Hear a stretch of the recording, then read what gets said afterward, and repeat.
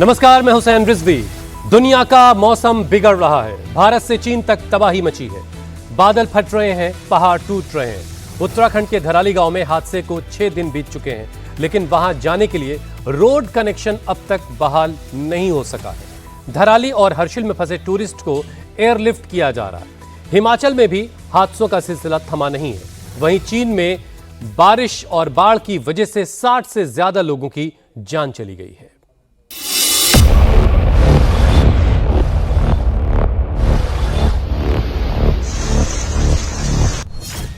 देश से विदेश तक धरती फट रही है।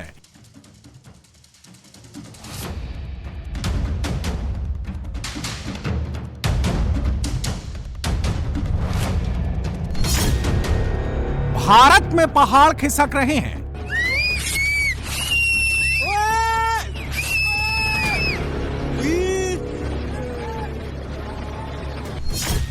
चीन में कार पत्तों की तरह बह रही है।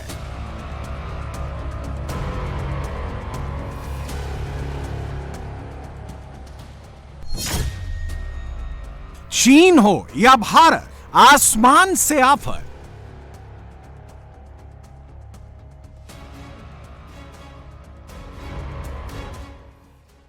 अब तक आपने बारिश, बाढ़ और बादल फटने से तबाह हो रहे हिंदुस्तान की ही तस्वीरें देखी होंगी, लेकिन पड़ोसी देश चीन में भी मौसम का मूड बिगड़ गया है और अब उसने चीन की सूरत बिगाड़ दी है। चीन से आई इन तस्वीरों को जिसने भी देखा उनका दिल दहल गया।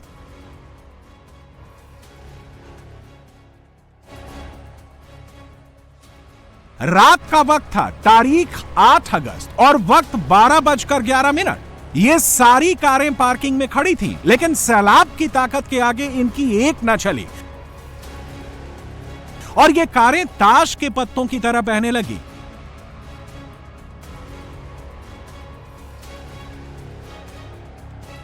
ये 3 कार तो एक साथ बह गईं, पहले एक दूसरे से टकराईं और फिर लहरें इन्हें अपने साथ लेकर चली गईं।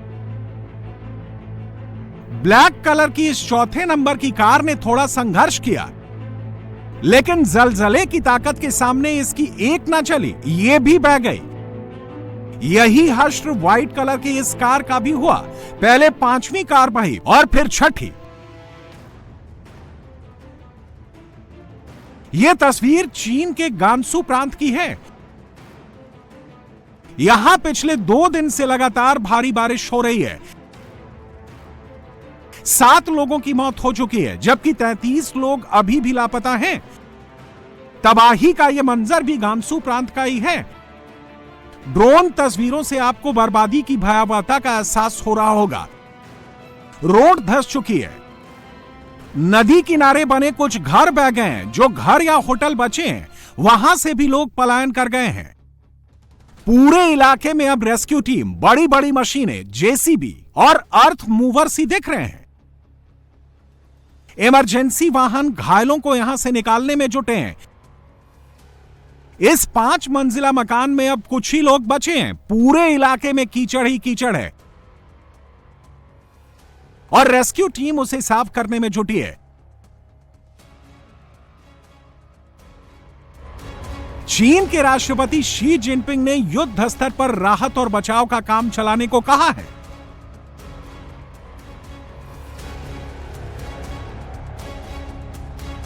कुदरत का यह कहर चीन के दूसरे प्रांतों में भी देखने को मिल रहा है। यह तस्वीर चीन के ही गुआंगझू प्रांत की है। शहर के पॉल्यूशन से दूर यहां पहाड़ी इलाके में चीन के अमीरों ने घर बना रखे थे। पॉश सोसाइटी वाला इलाका है, लेकिन लगातार हो रही बारिश से पहाड़ खिसक गया और करोड़ों के ये मकान टूट कर गिर गए। घरों में एसी लगे हैं, लग्जरी बंगले हैं, लेकिन प्रकृति के प्रकोप के सामने ये चंद मिनट में धराशायी हो गए। सारे बंगले एक लाइन से ढह गए। जो मकान बचे हैं उनमें भी अब कोई नहीं है। पहाड़ में अब भी दरारें हैं और किसी भी दिन इस पहाड़ का बचा हुआ हिस्सा इन घरों पर भी गिर सकता है।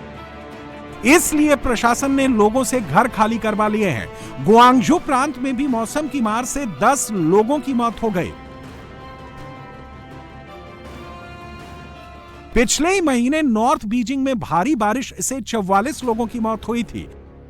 चीन में मॉनसून का सीजन सितंबर तक रहता है और इस बार मौसम का मूड जिस तरह से बिगड़ रखा है, उसे देखते हुए आशंका जताई जा रही है कि मॉनसून सीजन खत्म होने तक मरने वालों का आंकड़ा बहुत बढ़ सकता है।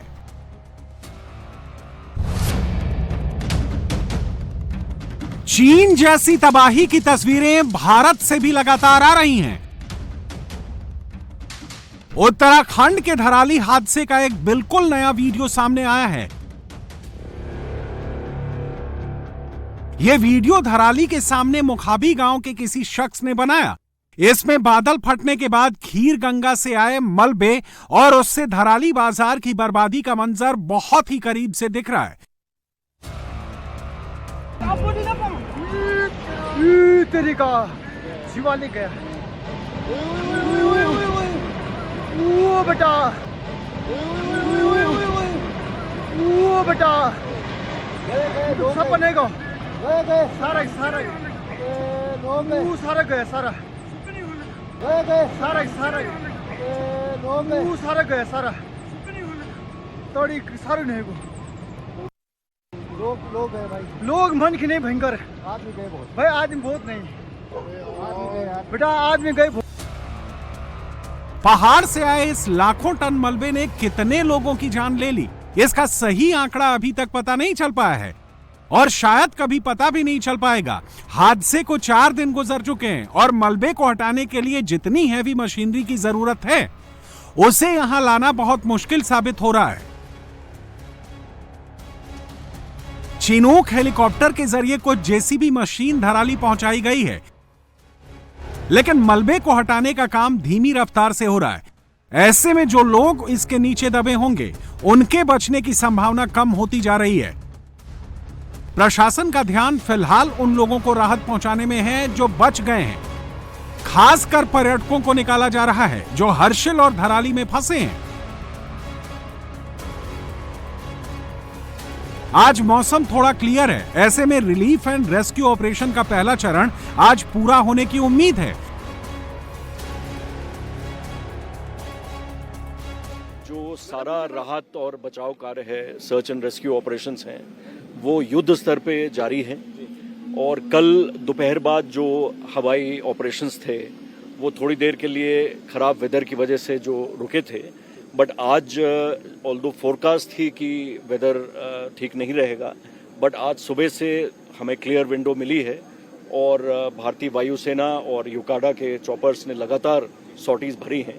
इसमें जो वहाँ बाकी बचे हुए हर्सिल में जो लोग थे उनको निकाल लिया गया है, जो बाहर से यात्री आए हुए हैं, और जितनी भी सप्लाईज थी और सबसे इम्पोर्टेंट चिनूक से जो हमारे जनरेटर सेट्स हैवी पहुँचने थे, जो पावर बैकअप के लिए, कनेक्टिविटी के लिए, नेटवर्क रेस्टोरेशन के लिए बहुत ज़रूरी है।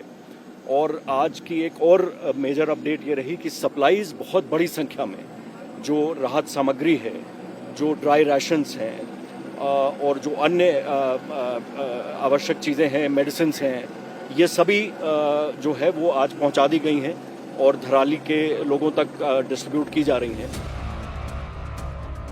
राहत और बचाव का काम दो तरफ से चल रहा है। वायुसेना के हेलीकॉप्टर हैवी मशीन और खाने पीने का सामान धराली पहुंचा रहे हैं, वहीं उत्तराखंड सरकार और किराए पर लिए गए प्राइवेट हेलीकॉप्टर के सहारे धराली और हर्षिल में फंसे पर्यटकों को वापस लाया जा रहा है। धराली के पास ही मताली इलाके में आईटीबीपी की 12वीं बटालियन है। टूरिस्ट का रेस्क्यू करने वाले प्राइवेट हेलीकॉप्टर्स को यहीं से ऑपरेट किया जा रहा है।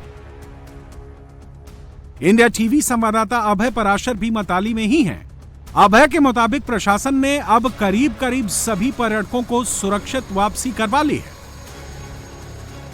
मौसम खुलने के बाद एक बार फिर से हर्षिल और धराली से रेस्क्यू ऑपरेशन शुरू कर दिया गया है। इस वक्त हम मालती हेलीपैड पर मौजूद हैं और आप देख सकते हैं कि लोगों को लेकर जो लोग अभी भी फंसे हुए थे धराली में, गौरीकुंड में, हर्षिल में, उनको लेकर हेलीकॉप्टर जो हैं वो वापस आना शुरू हो गए हैं।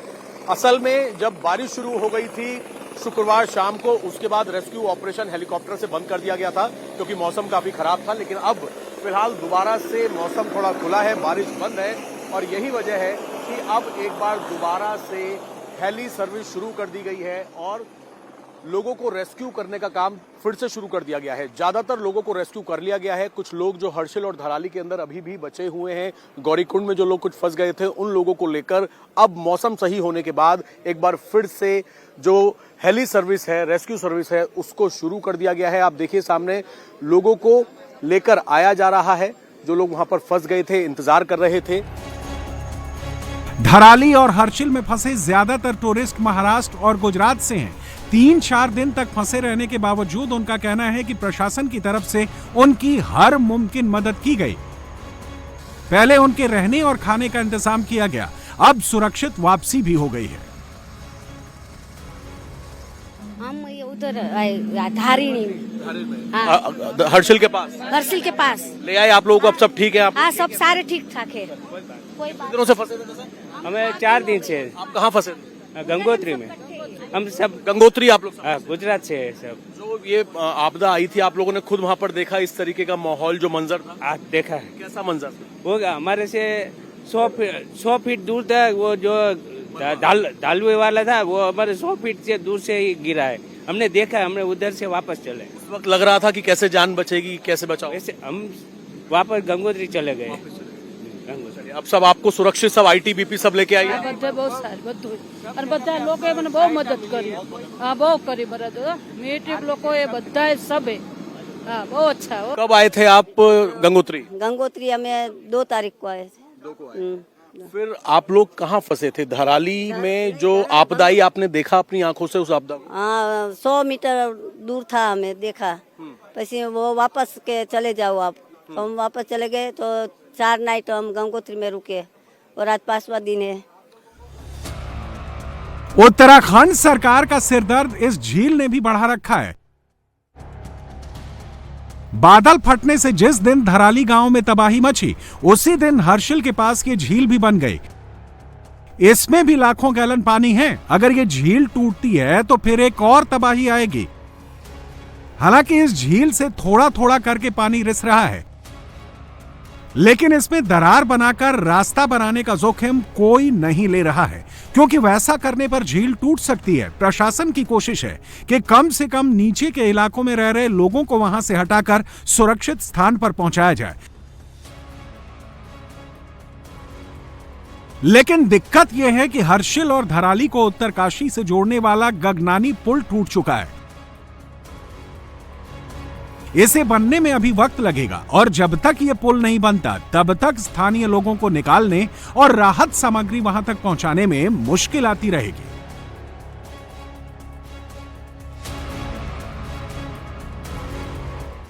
धराली में आई आपदा के 4 दिन बाद भी सड़क मार्ग से रेस्क्यू टीम अभी तक धराली नहीं पहुंच पाई है। गगनानी में एक बड़ा पुल टूटा हुआ है, जिसे 2 दिन से बनाने की कोशिश की जा रही है। आधे रास्ते में इस समय रेस्क्यू टीम, बड़ी बड़ी मशीनें फंसी हुई हैं। ये एक पुल है जो 2 दिन से बनाने की कोशिश की जा रही है। पहले बीआरओ ने जिम्मेदारी संभाली और अब सेना भी इसमें जुट चुकी है, मगर मुश्किलें बहुत ज़्यादा हैं। अभी भी 24 घंटे तक कोई उम्मीद नहीं है कि ये पुल बनकर तैयार हो जाएगा, क्योंकि मौसम लगातार यहाँ पे खराब हो रहा है। बारिश हो रही है, जिसके चलते बीच बीच में जो पुल बनाने का काम है, वैली ब्रिज बनाने का काम है, वो रोका जा रहा है। हर्षिल और धराली से सड़क कनेक्टिविटी जो है वो पूरी तरीके से अभी भी टूटी हुई है। हर्षिल से केवल हेलीकॉप्टर से लोगों को उत्तरकाशी लेके जाया जा रहा है। जो लोग पैदल या गाड़ी से वापस इधर आना चाहते हैं नीचे की तरफ, उत्तरकाशी की तरफ, उनका आना मुमकिन ही नहीं है। लोग अपनी जान को खतरे में डाल के ये टूटे हुए रास्तों से पैदल आने की कोशिश कर रहे हैं, जिन्हें अब जो रेस्क्यू टीम है, एसडीआरएफ, एनडीआरएफ और उत्तराखंड पुलिस, वो रोक दे रही है, क्योंकि बीच में जो भागीरथी नदी है वो बहुत उफान में है। रास्ता टूटा फूटा है, कीचड़ है रास्ते में। ऐसे में जो लोकल है वो हर्षिल में रहना नहीं चाहते हैं, वो नीचे उत्तरकाशी की तरफ, बाजार की तरफ आना चाहते हैं। बादल फटने से उस दिन सिर्फ धराली गांव को ही नहीं, बल्कि हर्षिल में बने आर्मी कैंप को भी भारी नुकसान हुआ था। सेना के 11 जवान इस हादसे में घायल हो गए थे। ये उसी आर्मी कैंप की तस्वीरें हैं। इस आर्मी कैंप को चीड़ और देवदार के पेड़ों के बीच बनाया गया है। यही वजह है कि मलबे से आर्मी जवान घायल तो हुए, लेकिन उनकी जान बच गई। इन चीड़ और देवदार के पेड़ों ने मलबे और पत्थरों की स्पीड को कम करने का काम किया। इसके बावजूद इस तस्वीर को देखकर आप अंदाजा लगा सकते हैं कि मलबे ने कितनी तबाही मचाई होगी। आर्मी के बैरक टूट चुके हैं, अंदर मलबा आ गया है, सेना के उपकरणों को भी काफी नुकसान पहुंचा है। ये आर्मी पर्सनल धराली गांव में रिलीफ एंड रेस्क्यू ऑपरेशन के लिए जाने वाले थे, लेकिन कुदरत के कहर ने इस आर्मी कैंप को ही अपनी चपेट में ले लिया। बस राहत की बात यह रही कि इस हादसे में कोई हताहत नहीं हुआ। हिमाचल प्रदेश के कुल्लू के मणिकरण घाटी में भी जबरदस्त लैंडस्लाइड हुआ है। बादल फटने से पहाड़ी का एक बड़ा हिस्सा गिर गया। हालांकि घटना में किसी के जान माल के नुकसान की सूचना नहीं है, लेकिन पहाड़ी से बड़ा हिस्सा गिरने के बाद मणिकरण घाटी के बडोगी नाले में अचानक बाढ़ आ गई।